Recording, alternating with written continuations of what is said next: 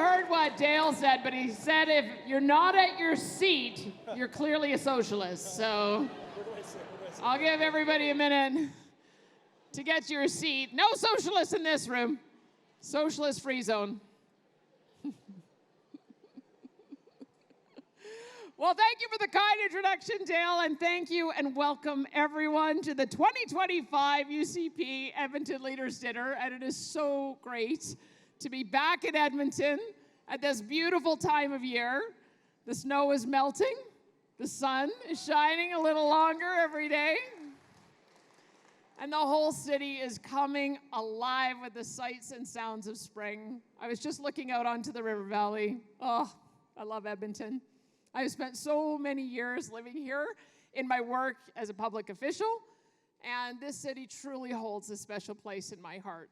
Our party is committed to Edmonton because we believe in this city, in its people, hardworking families, entrepreneurs, and innovators who love this province and want to protect the Alberta advantage for their children for generations to come.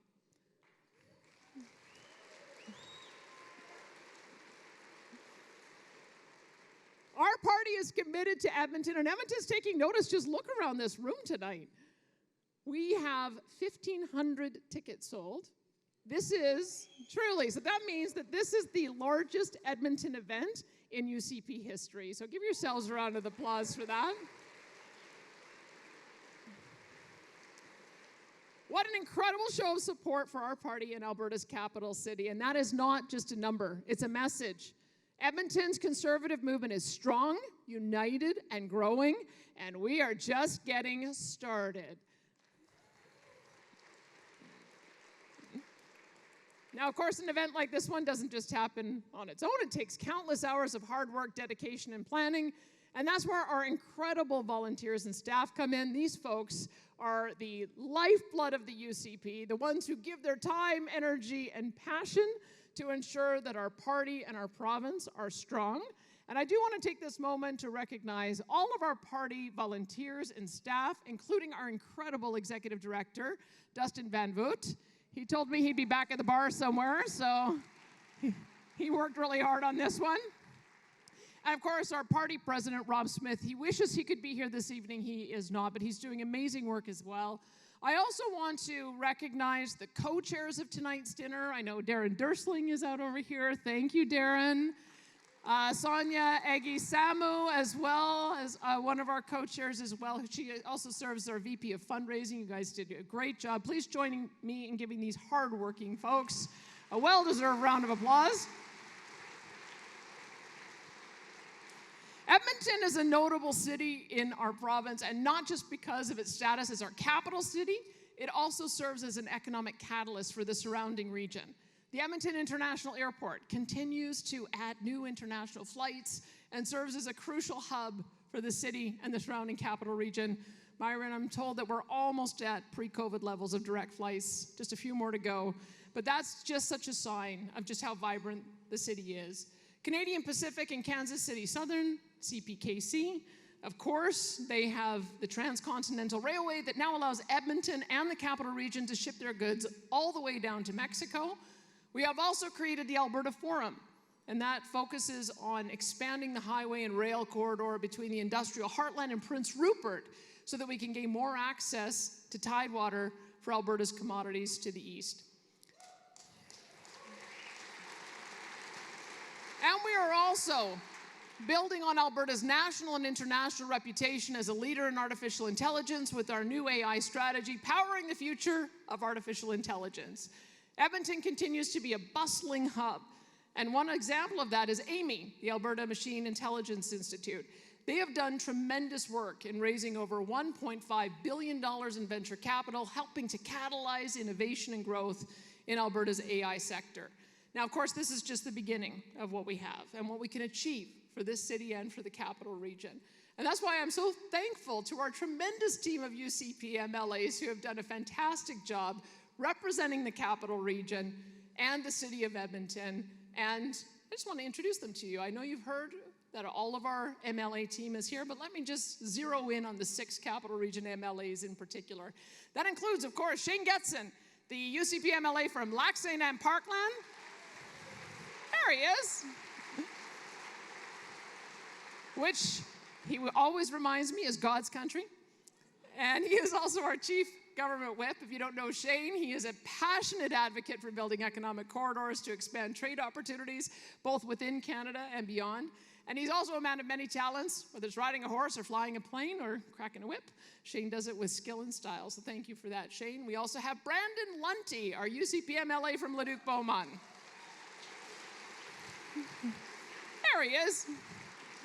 In 2023, Brandon successfully passed a private member's bill, which is an amazing thing to do. It was Bill 204, the Municipal Government National Urban Parks Amendment Act, which protects Alberta's cherished green spaces, like Edmonton's beautiful river valley, from the federal government being able to take over these spaces and turn them into national parks. So thank you so much for passing that, Brandon. We also have Dale Nally, the UCP MLA from Morinville, St. Albert.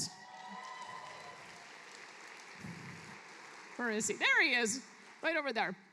And I can tell you, he is also Alberta's Minister of Service Alberta and Red Tape Reduction. And under his leadership, the government has reached the milestone of a 33% reduction in red tape.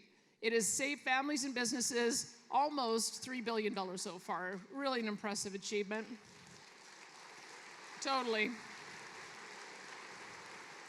thanks to his efforts, we've maintained an A rating on the Canadian Federation of Independent Business Red Tape Reduction Report Card, which is a remarkable achievement given the steady stream of Fs that Alberta used to get when we had an NDP government. So he's turned that around. We also have Cyril Turton, the UCP MLA from Spruce Grove, Stony Plain.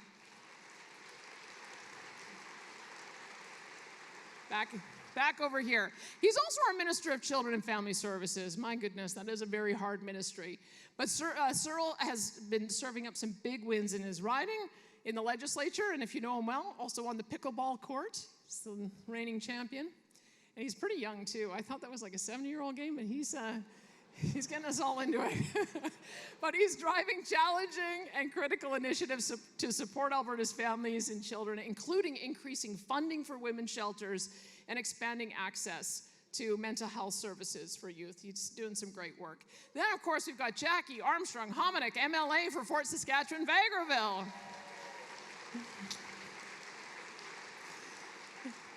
And Jackie, of course, is Alberta's Parliamentary Secretary for Settlement Services and Ukrainian evacuees. I can tell you, we settled almost 70,000 evacuees from the Ukraine. And as you know, the large Ukrainian diaspora here, it was almost seamless with the incredible work Jackie did to coordinate over 200 different nonprofit groups with the help of former Premier Ed Stelmach. She did some wonderful work there. And of course, as MLA, she's representing Alberta's industrial heartland, which is a booming area for investments from major companies like Dow and Air Products, Linde, and so much more. And last, but certainly not least, we have Nate Glubish, UCP MLA from Strathcona, Sherwood Park. And he is Alberta's Minister of Technology and Innovation. The Edmonton region in particular, as you may know, has been thriving, attracting nearly $700 million in venture capital investment through 84 deals in 2024 alone, with strong indications that this growth and prosperity will continue at a breathtaking pace in 2025. And thanks to initiatives like Alberta's new data center attraction strategy, Nate is positioning our province as a top destination for global technology companies for years to come. So let's give our entire Capital Region UCP team a huge round of applause, because they are making outstanding contributions not only to Edmonton, but to all of Alberta. Now, recently our government was proud to introduce Budget 2025, which is a plan that will support families and businesses and help us to meet the challenges of today and tomorrow. In 2023, an important outcome and promise of our UCP government was that we would cut personal income taxes for all working Albertans. And through Budget 2025, we not only kept that promise, but we also fast-tracked it from the plan that we laid out last year. So with this tax cut, individual Edmontonians and Albertans will receive up to $750, while two-income families will receive savings of up to $1,500. And in total, this tax will put $1 billion more back into the pockets of Albertans this year, especially as we're going through some of the issues around tariffs and the impact that that's going to have. So that means more money for you to spend on your priorities, whether it's paying your bills or saving for a rainy day, taking your kids to an Oilers game, or hitting the shops on White Avenue or at West Edmonton Mall. Now let's talk about,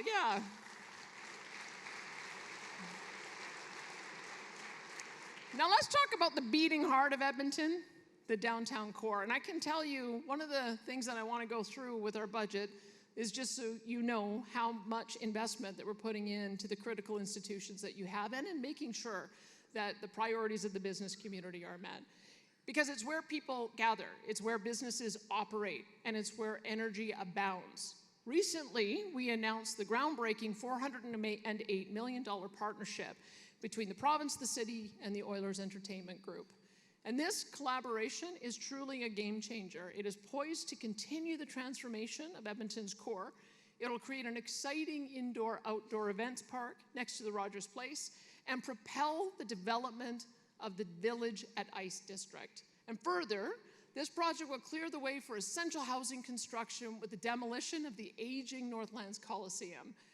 This transformation is pivotal to Edmonton's future, and I am proud that our government has committed up to $183 million for this revitalization project, which 6 business groups told us was their #1 priority in helping to accelerate the development of downtown. So that's one thing that we're going to be doing for downtown Edmonton. And with these investments, we're not just enhancing the city's infrastructure, we're bringing thousands of new visitors downtown every year, bolstering local businesses and sparking a new wave of energy and growth. We are also directing $179 million from the local government fiscal framework to help Edmonton address its most pressing priorities, and that empowers local leaders to be able to invest in what matters to Edmonton. Another important investment we're making in Edmonton is transportation. We're investing in the LRT system, West Valley Line, Metro Line, Capital Line South, and in roads, Terwilliger Drive and Yellowhead Trail. And this is an investment not only in infrastructure, but in quality of life. It's about reducing travel time and ensuring that Edmontonians can get anywhere you need to go as quickly as you need to and safely. We also know that Alberta's future depends on the success and prosperity of Alberta's children, and that is why we are investing $225 million over the next 3 years for school projects across Alberta, with a significant number of them going towards 14 new school projects in Edmonton and the Capital Region.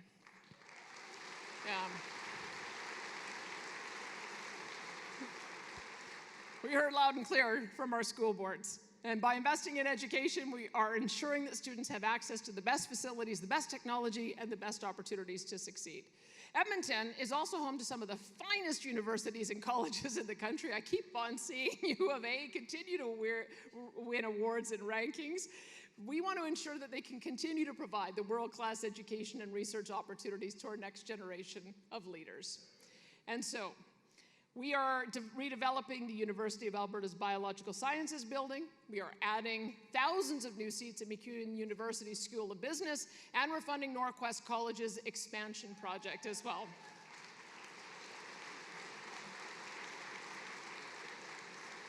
And of course, the big one, healthcare.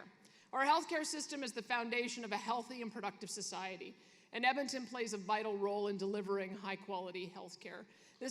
So this new funding includes money for 700 new acute care beds at the Grey Nuns in Misericordia. Yes. We've got some urgent care centers as well, University of Alberta Hospital Brain Center, and the planning and design of a standalone Stollery Children's Hospital, which we absolutely know we need in Edmonton. And in the private sector, we're also bringing home huge investments in Alberta's industrial heartland with major projects like Dow Chemicals' petrochemical plant, Air Products, and Lindy's net zero hydrogen facilities, and so much more. The list of projects is pretty long. And places like Atchison are embracing innovative concepts like the Atchison Industrial Zone to drive growth and competitiveness, showcasing new ways for approaching trade and economic development. And once again, the Edmonton International Airport is seeing a surge in new direct flights, with companies like WestJet revealing a 23% increase in capacity for the summer of 2025, which is its largest schedule ever. So Edmonton, as you probably know, was ranked as the 5th most affordable city in Canada, and Edmontonians and Albertans are enjoying lower taxes and higher weekly earnings than people living in other provinces. But all of this is not to say that Edmonton isn't facing its share of challenges.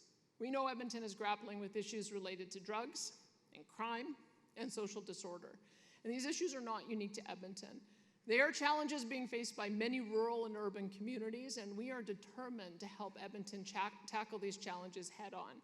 Our Edmonton Navigation and Support Center, which we pioneered here and we're now taking it to other communities, it's open, it's a one-stop shop for vulnerable Edmontonians to connect to the supports and services that they need.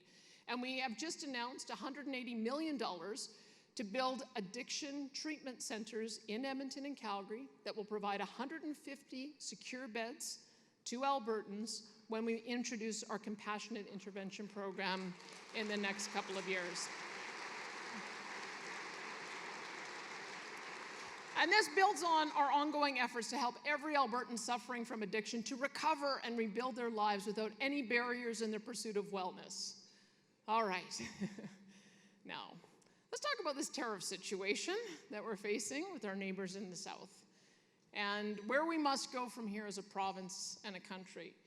And let me start by saying that these threatened tariffs are terrible public policy.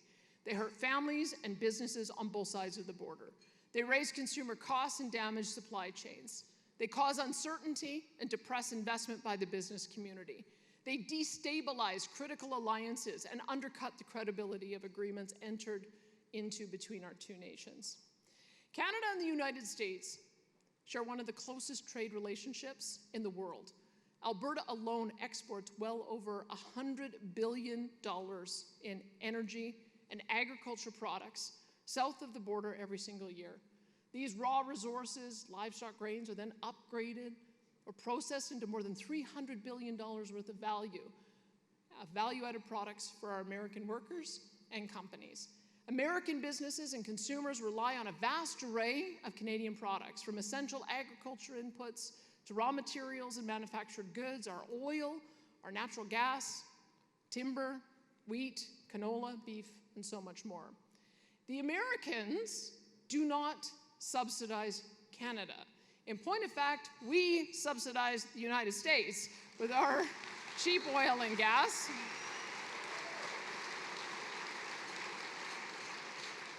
And it falls well below world market value because of ruinous federal, Liberal, and NDP policies that have landlocked one of the largest energy reserves in the world and made us beholden to just one customer.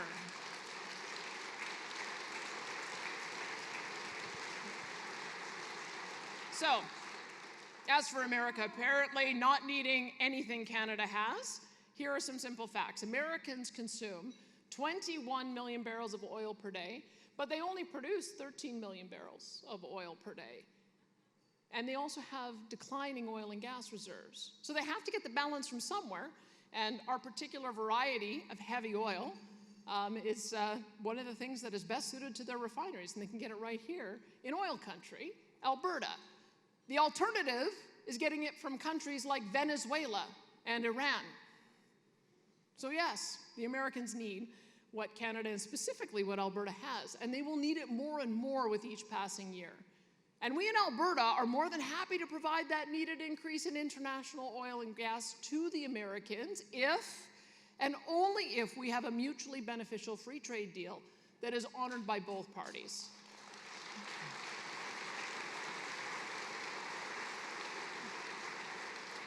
So let's get back to that sooner rather than later. You know who else needs Alberta? Even more than the Americans? Canada. Yeah. Alberta has been driving the majority of growth in Canada for the last decades. We have been subsidizing the rest of Canada to the tune of $20 billion plus a year through federal transfers and taxes and equalization. And our reward for doing this, we have seen pipeline project after pipeline project canceled.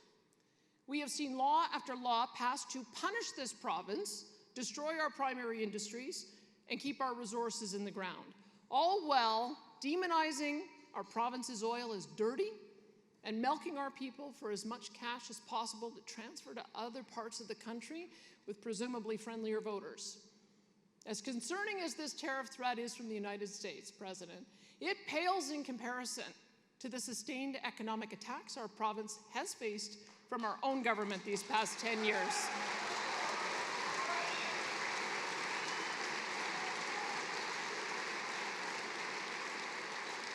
And that is what it has been, continuous economic attacks.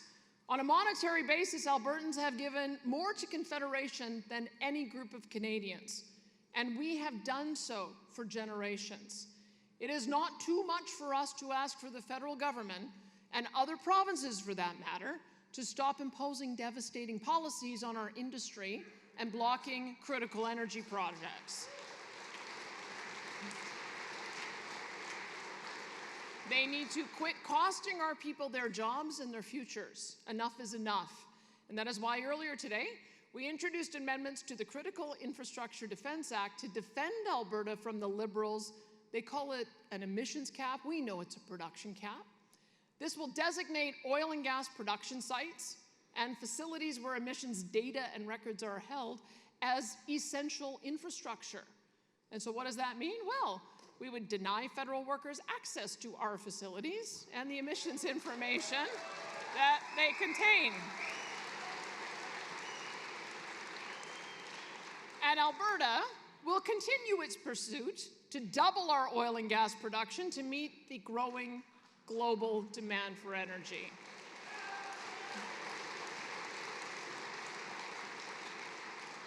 And we will not let Ottawa stand in our way. So,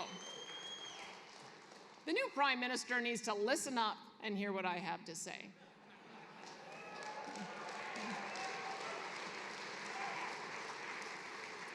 Alberta really does want to be part of Team Canada as we navigate these tariff issues with the United States and beyond. But we need Team Canada to be on Team Alberta, and this is what that means. Scrap the oil and gas production cap today. Get rid of Bill C-69, the No New Pipelines Act, today. Scrap the insane electric vehicle mandates and federal electricity regulations right now, and approve oil and gas pipelines and transportation corridors through BC, the north, and to the east coast, and guarantee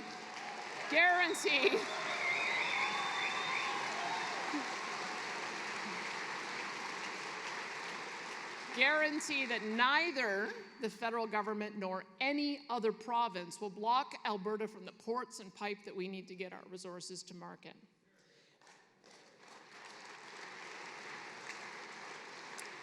So we didn't sign up for Confederation 100 or so years ago to be landlocked and taken advantage of in perpetuity. And of course I say these things knowing full well that the new Prime Minister has shown no interest in freeing Alberta in this way. Just read his book, Values. It literally says that what his so-called values are. So I don't have much faith in Justin Trudeau 2.0. He is leading the same band of cabinet ministers who are now claiming victory by removing their own destructive carbon tax that they've been defending for the last 10 years. I mean, even the eco-extremist former Environment Minister Stephen Guilbeault is still in cabinet. But that shouldn't surprise any of us, given that the new Prime Minister is a whole new level of climate zealot and eco-extremist. From his decades-long push for net zero banking that sought to make it impossible for banks to invest in oil and gas, to his promise now to massively increase carbon taxes on our industry, make no mistake, he wants to eviscerate our oil and gas industry. It's right in his book. In Canada, our national identity, unity, our freedom, and our future are at a monumental crossroads. It is likely that soon Canadians will be headed to the ballot box to be able to vote in the most pivotal federal election that we have had in our lifetimes. For 10 years, 10 very long and bitter years, and frankly, ever since the first Trudeau sat in the Prime Minister's office, Liberal and NDP elites in Ottawa have done absolutely everything in their power to destroy our province. So, to the new Prime Minister and the Liberal Party, I have one message. Alberta has had enough. Enough with Ottawa trampling over our provincial jurisdiction like Canada's Constitution doesn't exist. Enough with the meaningless virtue signaling climate policies that only make Canadians poorer and threaten our energy security. Enough of their screw the West, we'll take the rest mentality. Enough with their soft on crime policies that let repeat offenders roam the streets on bail. Enough with their unsafe supply, their open border policies, their censorship laws, the list goes on and on. My friends, there is only one real choice for Canada for our next Prime Minister. There is only one leader who will dismantle the nation-killing policies of the Liberals and NDP, and that, my friends, is Federal Conservative Party leader Pierre Poilievre.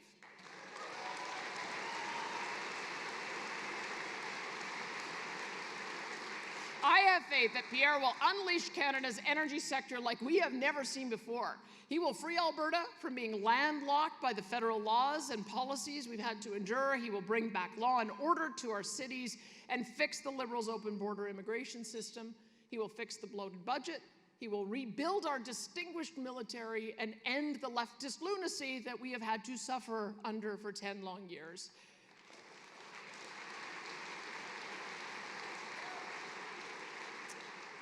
Friends, this is not an election that we can sit on the sidelines for. That is why I hope all of you here today are able to find the time to support our federal Conservative friends during their upcoming election campaign, and call all your friends and family across the country and ask them to do the same. We cannot lose this election. There is just too much at stake. Strong and free, that is our provincial motto. It's who we are as a people. It's who we will always be. We are a shining city on the hill where people from all across this country and all around the world flock to for the opportunities that only Alberta provides. And our beautiful capital city, also a shining city on a hill, is an integral part of what makes our province the best place on earth to live and work and raise a family. May Alberta remain forever strong and free.